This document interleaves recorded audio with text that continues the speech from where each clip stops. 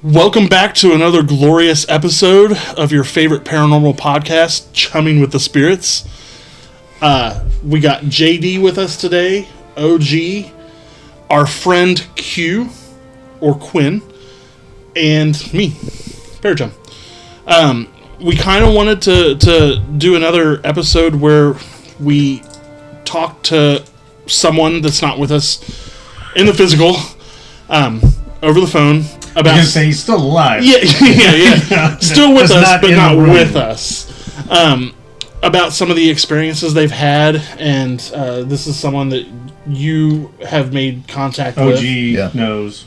So, because if you listen to our podcast on audio only, just pointing at somebody doesn't help out a whole lot. Fair enough. But before we get into it, let's do our obligatory doing a shot of Fireball. This is my fifth one tonight. Okay, this will be number 2 for me. I think this is my number 2. Okay, but I'm working on Buffalo Trace and Diet Coke. Slackers. Okay. I'm just working on Jameson's Pepper. Jameson's pretty Bottoms good. up, gents. Cheers. Mr. Quinn. Q. That's good. I just want to put mine on. Okay. Good call. So, why don't you start us off, OG? What are we talking about tonight? Well, I'm going to let Mr. Q just take it over. We met. We shared some stories. His story to me was absolutely fascinating. Wonderful man. Just so excited to have him on here with us. I think he's got a great story that he can share with us. Awesome. Mr. Q, the floor is yours, sir. Well, hey, thanks for having me on, gentlemen. Absolutely. I'd be happy to tell you guys a story of one of the stranger experiences that I've had in my lifetime, and let you guys kind of hit me with some questions before I got to run and have a little conversation about it. So, okay. Just forewarning, don't say that to me because I will have questions. He already has questions, but he hasn't said anything. Okay. Well, hey, I'll try to keep it, empirical to exactly, what I witnessed and what I felt. Try not to extrapolate too much.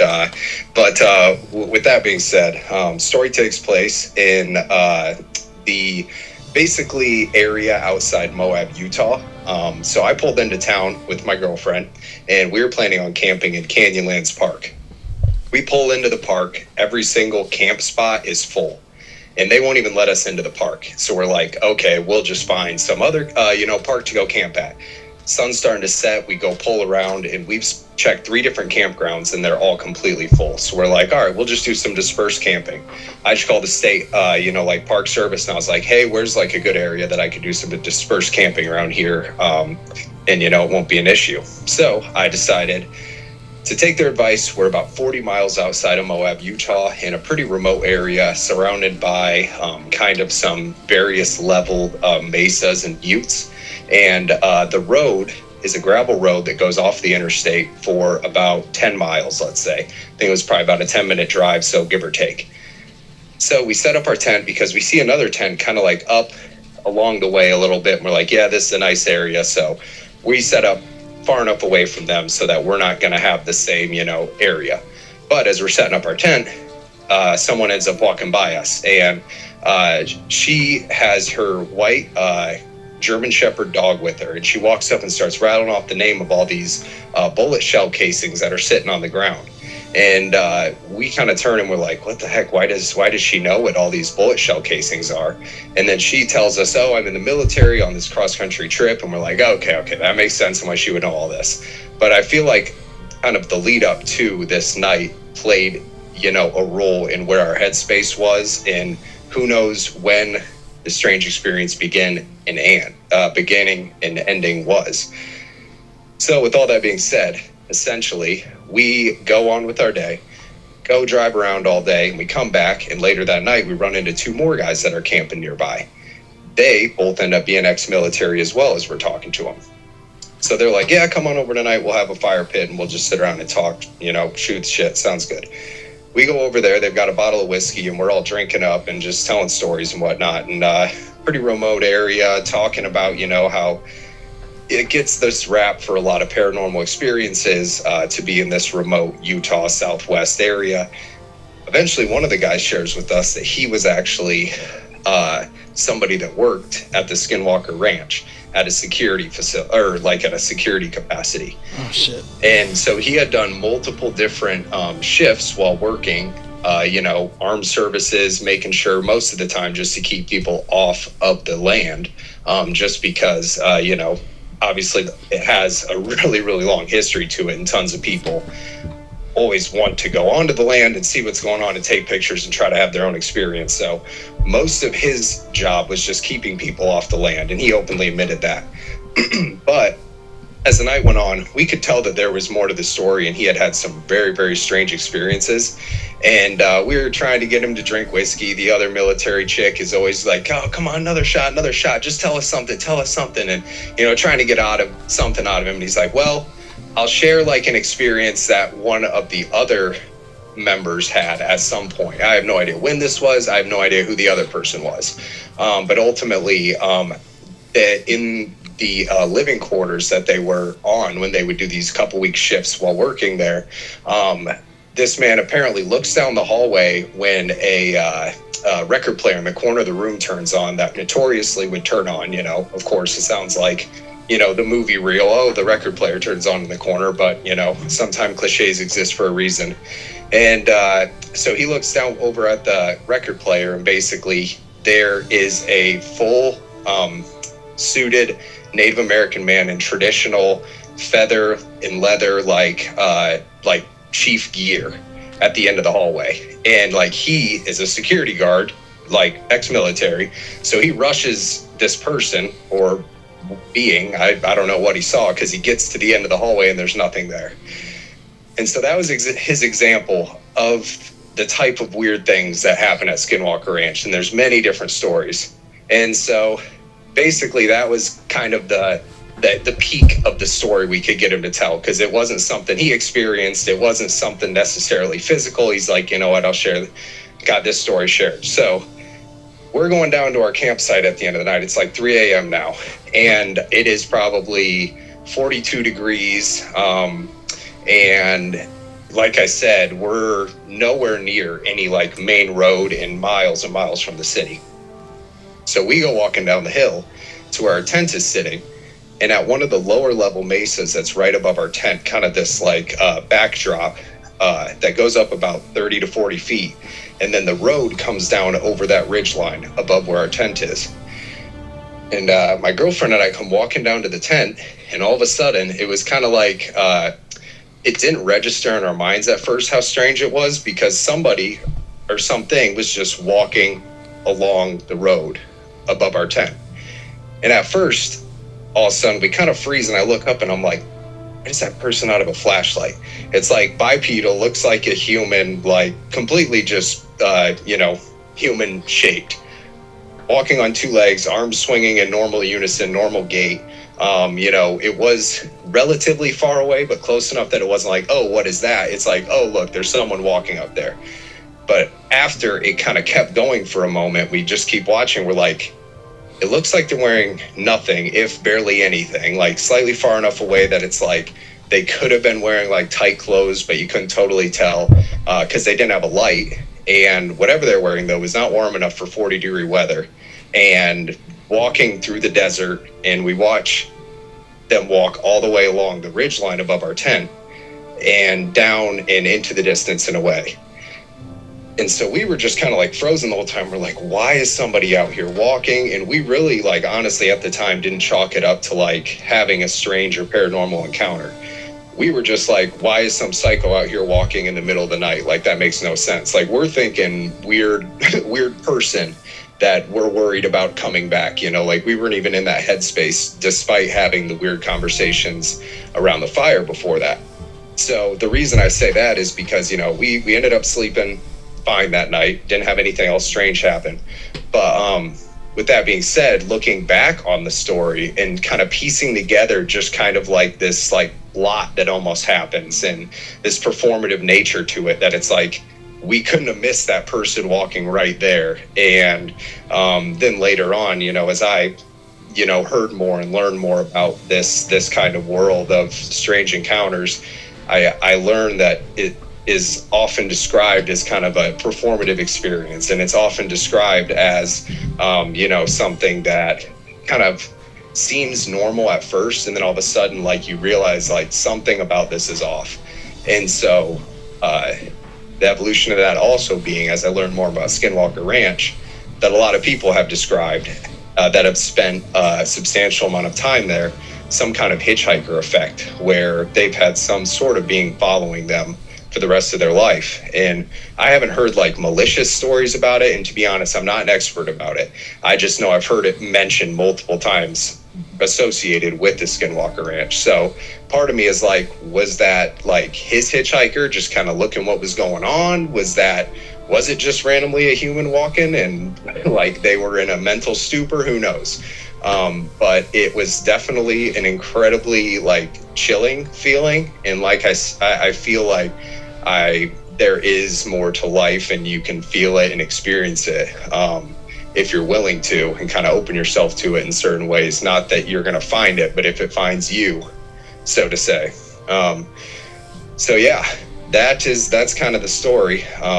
Watch this being, bipedal, human or non, walk past our tent after it's the coincidence being too strange of what we were just talking about around the fire, for probably 3+ hours, and then to walk away and then have this experience that just in my stomach, it just felt wrong, like it was, the more I thought about it, I'm like, that was just not right.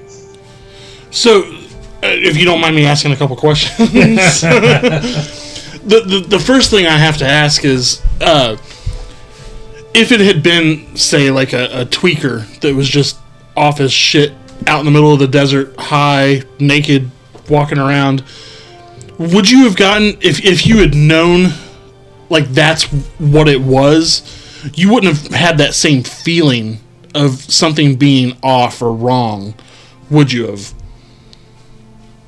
I would almost chalk it up to, like, the gut feeling versus the brain feeling. Yes. If that makes sense. Yeah, so where like in my brain, it's like my brain tells me that's a tweaker. Yes. But my gut tells me that that's not right. They were walking too calm. Like they were just they had no interest in looking at me, but if they were right there. There's all this desert to walk through, but they walk right over our tent. It just like the whole thing just seemed bizarre to me that someone would behave in that way. Yeah, and personally, I think if it had been someone that was like a real human being, first off, if they were naked and tweaking, they'd be dancing around, dropping, and doing all kinds of sort of erratic movement. And if it had been just a normal human walking through the desert, it wouldn't have looked like they were wearing skin-tight clothes, being close to 40 degrees in temperature.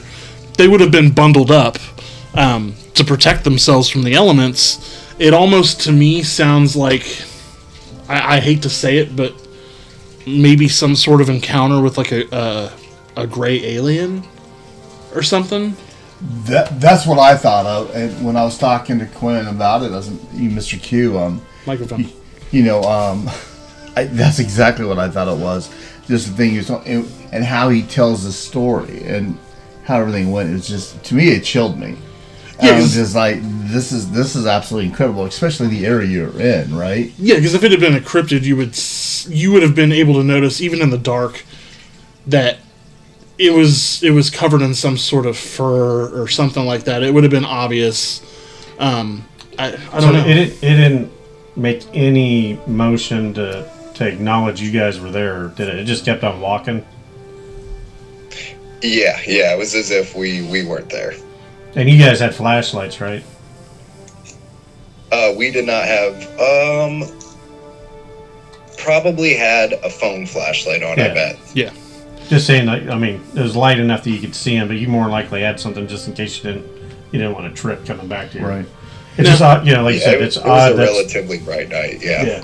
Now, I have to ask, just to be a devil's advocate, because I like to go out with a group of friends and we do what's called sky watching. We go out to a remote area with low light pollution and watch the sky, see if we see anything out of the ordinary. And I've had experiences where we've seen weird shit in the sky, and then all of a sudden beings next to us that scurry away. Do you remember or do you recollect seeing anything while hiking that night or at the campfire on your way back that was just unusual in the sky before this incident? It very well could have, but honestly, we did not look at the sky at all. Okay. We were kind of sitting in like a enclosed area with like kind of a rock face on one side and then like a huge boulder, maybe like 40-foot gap between the two, and we were like nestled between them, and we were kind of sitting down in this little crack, so to say, with the fire going. So I was mostly looking at the fire. I don't think I was really. It was like my headspace was more like ghost stories, like around a campfire, like telling scary stories. It wasn't like in my mind I'm actively like, in like a strange experience. So it's almost why I lend credibility to the story more in my head, is because I wasn't like, oh, I'm in the Utah desert, I've heard all these stories, I know this is a hot spot, and this was before I was really had even gotten into this field. That's I wasn't looking at the sky because I wasn't, looking to have an experience or like really paying attention. Yeah. And that's why I say there could have been, it's almost weird to think there could have been something going on right above us, but we weren't paying attention. And it was like that performative nature to it just kept getting more and more in your face until it was like, oh, we're going to walk right in front of you. There's no way you cannot notice we're watching you right now. Yeah, that's fair. It's like almost how I took it. Now, one of my other questions is, you don't have to divulge the actual area that you were in, but have you done any post-experience research to see if there had been any other experiences that people have had, or legends or accounts from that area? I read about experiences in the national parks that are in that area. And so I know there are relevant stories. I don't know how relevant they are to my story. I've read some like more lore, so to say, rather than just, people's experiences. That's fair. Yeah. And so I don't know that I can speak directly to how it like correlates to other stories. But my perception of how I followed the line was more that it was tied to people that had experienced or like spent, a decent amount of time at the ranch, just because that was the exact topic of conversation for 3 hours straight right before this experience happened. Yeah, and it's interesting that you brought that up, because I'm an avid watcher of both of the shows, Beyond Skinwalker Ranch and The Secret of Skinwalker Ranch, and they seem to focus on certain aspects of things that happen out there, but you don't hear the full gambit of stories and accounts that even visitors that go there have had. And I think when one really looks into those accounts, it's overwhelmingly what do you call it? Terrifying and compelling compared to what they're just marketing and showing on the television shows. It's on the TV show they focus more on extraterrestrial or portals and that, but the actual site has every known supernatural phenomenon that has happened. Absolutely. And a lot of people don't even know that. They briefly talk about it, but it gets its name from a skinwalker, which is a creature known to be able to take the skin of other people and shapeshift. And an Indian legend. It's not a good thing to be seeing. Oh, absolutely. But generally shows up as human. Right. Walks around, can mimic. Then you get the aspect where they had the wolf or the large black dog that attacked things. They've had cattle mutilations. They've had the portals and the thermal anomalies. They've had poltergeist activities in the houses. Things move on them. One of the stories is they put all the groceries up and left the kitchen. And when they heard something like a cabinet door go off, and he walks back in the kitchen and everything's back in the bags, stuff like that. Like there's a lot of stuff, but the TV show seems to try to stay. Yeah. Well, and I get it because there's some of that is more scientific. Right. It's easier to. Well, minus the rockets yeah, and yeah, rockets Well, and the rockets. Well, two of the scientists that were on there before the new owner, they were talking about how they saw like Bigfoot come out of what they described as a portal. Yeah, which just blew me away. Because I'm a cryptid guy, so I was really. So I got a real quick question for you, Q. You said you were with your girlfriend at that time. What was her interpretation of what happened and what she saw? Can you divulge that at all? Good question.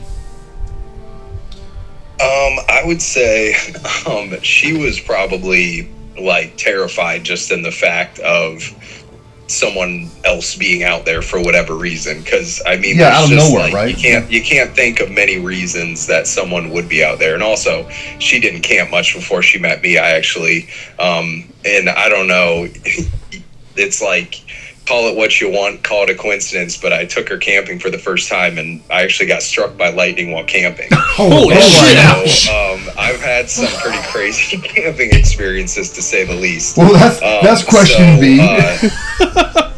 Yeah. So she's hung in there with me. She still loves camping miraculously. But so at the time she was certainly pretty terrified. We'll just say we had the tent set up and we slept in the car. I know how that feels. We had a bed set up in the back as well. We're like, we're sleeping in the bed we set up in the back of the car. Yeah, I'm not mad at you at all. Yeah, totally understand that one. Some sort of activity going on around here that we want no part of, whatever it is. So, she was definitely terrified.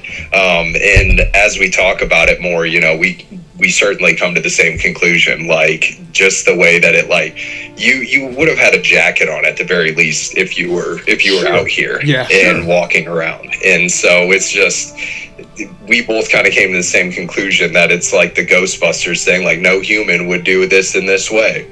And that's kind of like what we kept thinking over and over again. It's like, it just, that doesn't make sense that someone would do that. Yeah, I mean, so I think as we talked about it the next day, we kind of came to the same conclusion. But at the time, we were both terrified in the fact of like, someone's out here. We want nothing to do with it. Like, this is freaky. And all the military people were obviously packing. And so honestly, I feel like that's part of why we were so terrified, is because I think we were aware that we were having a strange experience, because if it really was a human, we had 3 badass military, like highly trained force members right up the hill that have been hiking and fit camping all day. We shout for them, and whoever's coming at us is going to have a hell of a time. It makes you wonder, though, if they weren't there for a reason. Well, not that they're out there drinking. Well, but maybe they were supposed to be patrolling. Maybe. I mean, that's possible, right? Yeah. What do you think, Q? Yeah. They seem pretty authentic, because we had good conversation just kind of about like backstory and what they're up to, just like cross country adventure bike trip, and talked about all the other places they had recently been, and gave us some good recommendations on like trails to hit in the area, and the recommendations were phenomenal. So they were well traveled just on their adventure bikes, and just pack out guys. And then the other lady who was traveling solo, she was basically like, I'm getting deployed, just doing a cross-country trip before my deployment, going back to see family. Wow. So it all kind of made perfect sense as to why we aligned there. And chances are, if you're driving up that road thinking the same way I was, like, looking for the best spot to camp, you see this cool valley and you're like, ooh, that's a nice spot to set up. And the kind of Occam's razor of this most simple explanation would be, it was a dope spot to camp, and we all just kind of ended up setting up there. That's awesome. So I have a side note question, because I like to go down rabbit holes. Yeah, big ones. Do you recollect, or do you have any memory of experiencing anything paranormal before your lightning strike? Oh, you're going that route. Yeah. Or did you start noticing things more after that experience?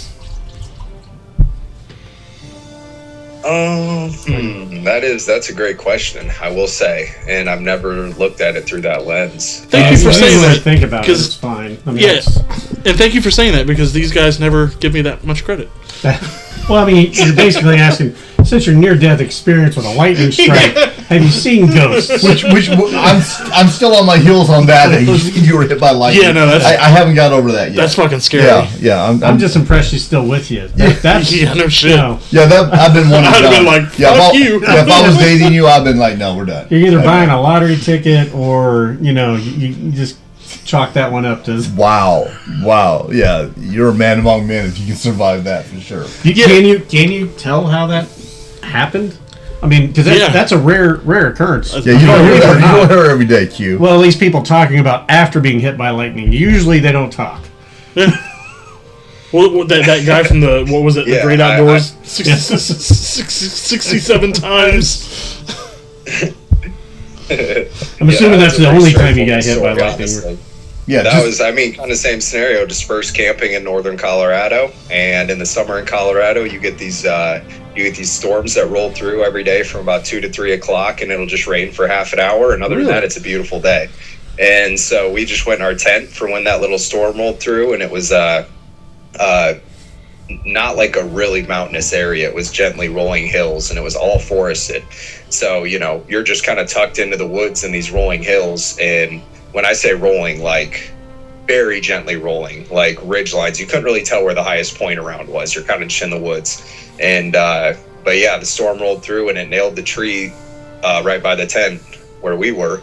And we were laying on the ground like a foot away from that tree because it was like on the corner of our tent. And yeah, we got zapped good. I couldn't move for probably 30 seconds, and then finally jumped up, and we were both fine miraculously, and ran down to the car, waited out the storm, and then we were like, yeah, we're done camping. It had been a week-long trip, and we drove our asses home 12 hours. You both got hit. Yeah, it went through the ground from the tree and hit us because we were right at the bottom of the tree. Yeah, actually, we went out and looked, and the tree was just like a black toothpick. You're actually lucky you're laying down. That helped distribute the voltage across your whole body. Yeah, I've been in hotels for then on out. I don't think I'd ever be in a tent again after that. No, I've been done. Yeah. Well, lightning's such a weird thing. I was in the military, and we had to call out lightning within 10. Because people had been hit from lightning from a storm over 14 miles away. They were walking around and literally got struck out of clear blue sky. So, I mean, the lightning can go a lot farther and be, because it's statically building the air charge up. Well, it comes from the ground, doesn't it? Yeah, well, it depends. Most of it actually comes from the ground up. It happens so fast you can't really tell the difference. Right. Because doesn't it have? I'm not a positive, negative charge, technical expert, but doesn't a lightning strike have enough to like blow limbs off or like? Oh yeah, no, it does weird stuff. I mean, it can turn a massive tree into toothpicks, but leave like an entry wound and an exit wound on somebody, and they're still there. Well, Q, I don't know if your girlfriend is listening, but if she stuck through with you with all of that, I would definitely marry that girl. I'd put a ring on it for sure, bud. Yeah. Oh yeah, she's my wife now. Oh yeah, okay. I was gonna say lightning doesn't strike twice. Yeah. That's well said. That is awesome, man. That's such a great story. Terrifying. Yeah, I'm absolutely terrifying. I'm so glad I've come to respect it as a good story. Yes. And I've gotten over the trauma of it and accepted the chaos of the universe. God, I mean, what would you rather have? To be in the middle of the woods and get molested by Bigfoot or struck by lightning? Oh boy, I'd rather be molested by Bigfoot. How do you answer that? You just don't answer saying. That. Holy smokes! At least one you can live through. I'm so enamored. Still kind of walk. It's in some of the stuff you said earlier before you got into the story about music and harmonics with lightning and how things sync up. Yeah, I got insights on that shit. That's amazing stuff. We had one of our podcasts with the random number generator. That's one of his theories, is that when you start getting around stuff like that, things that should not be probable become probable. They start syncing when they shouldn't. Well, there's theories on frequency resonance that you can actually get anti-gravity just from a tiny resonance frequency. Oh yeah. Open portals to unknown places just by playing and amplifying a certain frequency. The mythical brown note. Oh yeah, the mythical brown note. I don't need that frequency to cause brown notes. No, you don't. You're pretty much you're in tune with that. You're one with nature. So, I'm just really enamored with Mr. Q right now. I would love for you to come on if you ever have a chance to tell us more about some of this experiences you had. Voice changer and blur your face out. Yeah, with your what you were talking about earlier. I'd love to hear some stuff. So I did have one question for you. Since that experience, has it? How do I say this? Having had that experience, has it delayed or kind of like inhibited your wanting to go camping, like in certain places or by yourself, or are you just like, screw it, I'm still gonna go camping, I'm not gonna let it bother me type of thing? No, I don't think I've been too intimidated by it. I mean, I think the most intimidating thing I've ever had happen while camping was two regular dudes, that were just being weirdos. So, of all the experiences camping, I've had some of the most magical, incredible, experiences meeting just, people I never would have met had I not been in that place at that time. And, got amazing memories from it, and then also had some strange experiences and some scary experiences. So I think that's part of why people love camping, is because you are kind of letting the elements at you a little bit and going out and, being in nature. Yeah, that's solid. That's part of the game. That's real solid. That's why OG doesn't camp. That's very well put. So Boy Scouts did me in, I'm not going to lie. So we just released an episode last night, part 1 of a series, talking with our friend Jason about some of the experiences that he and I had while camping near Campo, Colorado at Picture Canyon. And I'll just put it out there that I'm a little bitch. And we had some stuff happen to us that neither of us can explain. And the second time we went out there, he decided to go hiking during the day for like 4 hours and left me by myself at the campsite, and I was so shit scared. Yeah, but you got drunk, right? By myself in the middle of the day that I drank 3 bottles of moonshine and started firing my gun off and freaked him out. That's why we don't camp with Terra Just FYI. So you do a lot of camping and outdoor. What's your take? Like, we know OG's he's hoping to hug a Bigfoot at some point in his life. One day. Is that what you call it now? What's your take on that? Just, you've been out in the woods and all that. You think it's probable? Do you think? Good question. Oh, that is a great question. That's why you're around. About Bigfoot? Yeah, cryptids and cryptids in general. Like, maybe not Bigfoot, maybe swamp ape or Ohio grassman or something that's not been recognized yet in North America. I mean, you've been out there. Like I said, a bobcat and a mountain lion. They make some really weird noises. They do. But we've done an episode on the Ape Canyon, and we played. I don't know if you've ever heard the Sierra Sounds. Sierra Sounds, where they have. I mean, it literally sounds almost like Japanese Bigfoot. Like a Japanese warrior. Yeah. Yeah, and then there's also whooping like a howler monkey and some other stuff. I don't. Just getting your thoughts since you're out there. I mean, have you came across anything that make you think, well, maybe there's? I don't think, I don't discount anyone else's experiences in that, because I don't put it past, because in the larger kind of meta theory of the cryptids and flaps and strange experiences, I kind of do think that there's both a physical and psychological element to it. And so with that being said, is there really a 10-foot, gorilla man walking around? Maybe. Is it part of these strange experiences that we can't really fully interact with physically? Maybe, so I don't I'm not like scared of Bigfoot when I'm out ever, and I'm not ever like looking for him.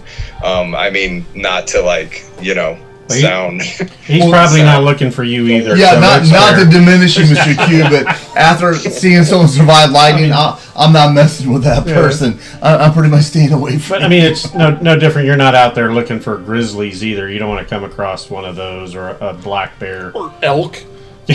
Yeah, large North Fuck American that. Yeah, animals. my older son came across elk. He said, "Nope," Those are, and he walked back very slowly. Have you seen the to videos his of the cabin. dumbass people that are like trying to get pictures and walking up with their phones and like trying to pet it, and the guys in the background going, "Bad idea." Yeah, not good. yeah. No, I was just kind of curious because it's, if it is a 10-foot tall ape, if it's not in the right mood, I don't think you have to worry about coming back. No.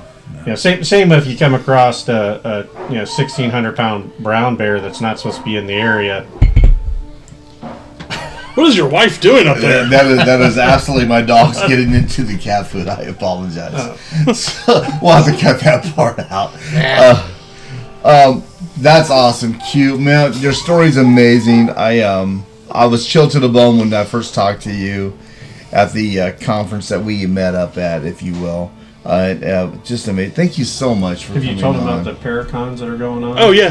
Hey, and if you ever want to go out sky watching or like Bigfoot hunting with us, you're more than welcome. As long as it's not raining, because I'm not hanging out with you, Q. And there's going to be a hotel within 50 miles. Yeah, I don't think I can survive. Well, hey, if we're looking at this as a numbers game, I've spent just days and days and hours and weeks, out in the woods and just had, these handful of crazy experiences. So the numbers are on our side if we were to do anything. Well, I'm going to stand right next to you. Unless you guys are looking for something strange to happen, because then the numbers may also be on your side. I don't know. Yeah, I was going to say, if you haven't seen anything yet, that means we have a good chance of seeing something. I just know if I'm standing next to you, it's a better chance I'm not going to get struck by lightning. Yeah, that's for sure. Yeah, the odds are in your favor. That's for sure. You should talk to our friend Jason too. His name's Jason Kupsik. He does a lot of bushcrafting events, and he's huge into like going out and hiking all day and like hoofing it. He likes to camp in the fucking snow. I don't understand that one. Nope. But I think you guys would get along. He's actually perfectly. putting a Paracon on in August that will be a big part of. Like I said, it went like anything. Like we all have multiple hobbies. This isn't just the only thing. Mm-hmm. Because I'm assuming you're out in the nature because it's just breathtaking and amazing. Like I said, I've done a couple trips up to Vancouver, Washington, and did all the waterfalls up there. If you ever get a chance, in that area is just breathtaking, like out of fantasy. They're 200 some foot tall waterfalls coming down. It's amazing. Yeah, it is. I also understand why people would disappear if there's a 10-foot tall ape in the area, because like one wrong step and you're now 60 foot down the side of the mountain. Or twinkly vampires. Yeah, I mean like I grew up in Kansas, and like on the eastern part over here, there's some national forest, but it's not. It's forest. They're trees. Half of it's pines. Half of it's other type of. So you don't get this canopy effect. No. Like up there's canopies that you like. It's undergrown. Like Yeah. I mean, like you're like I can look 6 foot into it, and after that I can't see anything done. else. Yeah, you're done. Compared to where I grew up, and like if the sun's out, I can see 100 yards. Yeah, 100 yards or more. Like I now realize why people disappeared up in Oregon and Washington in those forests. A mountain lion could have taken you out. A rock coming down. I mean, aliens. Yeah, whatever. Yeah, there's plenty of ways to die in the woods. That's for dang sure. Yeah, that would make a great movie. You know how they have that 1,000 Ways to Die in the West? Yeah, a million ways to die in the woods. Yeah, I'm like. That's awesome. But yeah, we greatly appreciate you having time to talk to us and tell us your story. Yeah, if you ever have something you wanted to share again, we would love to have you on, Mr. Q. It was just, I really appreciate you so much. Well, and you said you do music and all that. Would love to hear some of that at some point in time too. We're OG and me love music. Not that Paraton doesn't like music. He just different type of music. Yeah. I'm a little younger than you. If that's what you call it. Little. But there are a couple Paracoms coming up, so if you're interested in that, man, reach out to me. In the buddy. in the you have my KC number. area. We'd love to have you come out. Yeah, the first one's actually in 2 weeks from today. Yeah. Then we have a nice one in August coming up that we're all happy with a buddy of yours that does a lot of camping. Jason. And stuff. Yeah. Yeah, I think you guys would get along great. Yeah. He's really your kind of guy for sure, Mr. Q, for sure. Yeah, so thanks for coming on and talking to us. I'm actually going to go look up research of like Utah state parks now. Yeah, and again, if you have anything else you think we'd love to have, we would love to hear some more stuff. Sounds like you have some more experiences as well. Awesome. Well, yeah, thanks for having me on, guys. And if you do find some interesting links, feel free to send them my direction. And we'll be in touch about future coordination. Sounds good. Thanks great. Again, buddy. We certainly appreciate you. Yep. See you, fellas. All right. Bye. So, thanks for watching, everybody. I hope you guys got kind of freaked out and don't like lightning now, like I did. That was not on my list of things to worry about. But it is now. Just like a fucking shower curtain. Have you ever met anyone? Have you ever met anyone that had been hit by lightning? No. Well, no, not directly. I person of a person being hit because I was in the military. You'd hear about it, and that's why you have rules. But generally, I don't think about lightning strikes because I don't actively go out.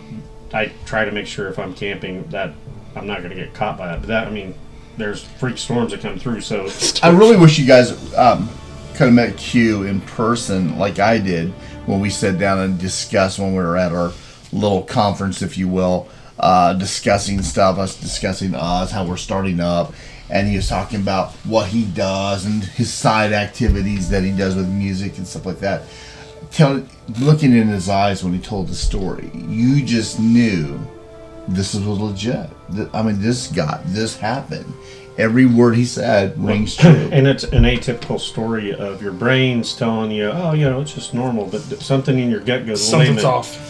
Like, they should have had a jacket on. And then you're like 6 to 10 miles off the beaten path down a gravel road. Why would they be there? Yeah. It's like there's a certain amount of coincidences that eventually you're like, that can't be right. And I know Jason does this because he has really great night vision, but who goes out and hikes in the middle of the night at 3 a.m. with no fucking light? Well, that far away from the city. I mean, let's take a couple steps back. Remember where they were isolated. Yeah. And with the military around and all the bullet casings they found. Well, people go out in the middle of nowhere and they shoot. And I realized I should have asked him this. Guys like you. I wasn't naming names. No, I just like saying. I've seen your gun collection. Don't mess with it. I should have asked him this during the podcast, and I'm regretting asking him this, but like you'll have a lot more regrets. You're gonna think about 15 more. 20 more questions are gonna come up for sure. A and B. Like a gut reaction if you're not feeling that there's something quite off, like been like, hey, who's there? Or hey, what's going on? You know what I'm saying? But that's like everything. Your brain goes, that's got to be a person. But that's it. Your gut goes, I shouldn't have maybe I should. Well, if they're not looking, why aren't they looking at me? Because that's why I asked them if you had a flashlight. Because normally at 3 a.m, even if it's a start, click, you usually have something on you. So for them walking the ridge, not to acknowledge, because again, they're not being quiet. And I wasn't saying just them acknowledging, but if I was out hiking by myself, if you saw, I would have been like, hey, who's there? Like, hey. Well, and I think I told this when I was at Sydney Hotel, I was hunting. Investigating, I should say. I know some people don't like saying hunting because we're not trying to kill something, which we're not. Investigating. And I saw that guy walking outside the building with all the windows. Like, what are you doing?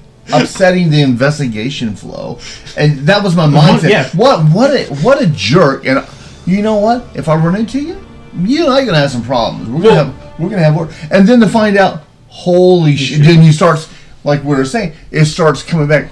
Oh my God! Well, and I have to admit, most people that are in those situations and they feel off and they're like, that's not normal. It was definitely off. Most of them don't go to, hey, I'm going to go figure out what this is. Most of them go, nope. Yeah. Well, first, or you get halfway walking there and go, what the hell am I doing? Well, it just didn't, and I'm slow, right? I've been punched in the face a lot, so I'm just like, wait a minute. That guy was gray from head to toe. There was no color. 15 feet off the ground. What the hell? Hello. You know, that's what he was thinking. It was like, oh, I just saw a person walk, and then your mind goes, well, wait a minute, why don't they have a jacket All the on? little everything intricacies starts start adding up. But their gut was like, we're not going to say anything. We're just going to watch him go. He didn't acknowledge us, and then as you're lying there, 15 minutes after, you're like, oh, wait a minute. Oh, what? Oh, no. Q should have married that girlfriend.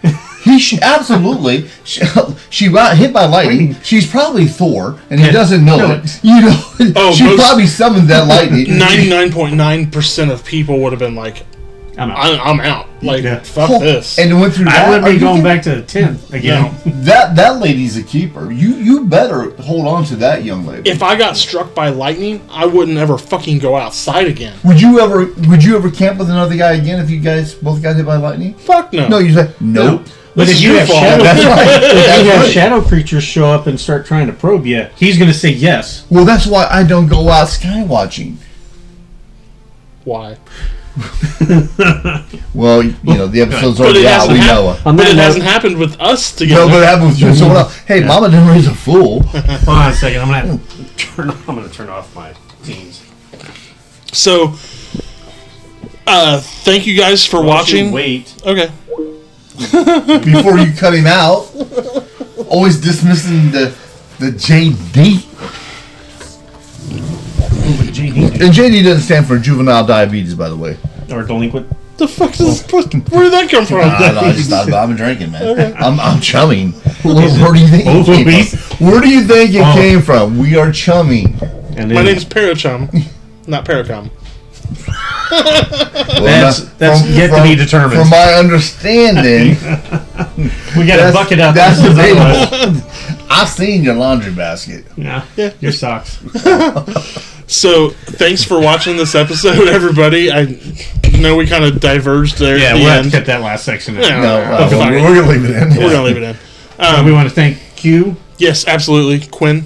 Q, you the man. Thank you so much. He did a great job. Hopefully, we'll get more amazing. Information from him later on, possibly. Hopefully, he'll come on. Give us we'll have to work on that blurred screen and voice changer for him. Yeah.